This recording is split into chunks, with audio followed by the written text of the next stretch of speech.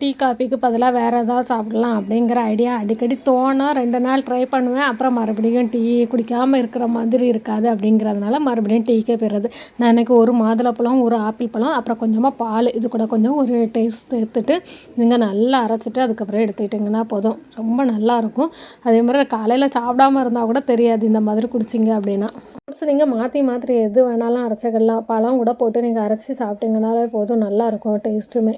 மாதிரி அடிக்கடி ஒரு மாதத்துல 3 நாள் 4 நாள் இந்த மாதிரி ட்ரை பண்ணுறது. அதுக்கப்புறம் மறுபடியும் டீ காஃபிக்கே போயிடுறது. போட் சீசன்லாம் ஆரம்பித்தனால நல்லா மீன் கிடைக்குது அப்படின்னு சொல்லிட்டு அம்மாவும் அப்பாவும் இன்றைக்கி வாங்கிட்டு வந்திருந்தாங்க. நெத்தலி மீன், அப்புறம் கனவா வாங்கிட்டு வந்திருந்தாங்க. அம்மாவோட சமையல் தான் இன்றைக்கி. கனவா ஃப்ரை, அப்புறம் கனவா கூட்டு, அப்புறம் நெத்தலி மீன் குழம்பு, நெத்தலி ஃப்ரை எல்லாம் பண்ணியிருந்தாங்க.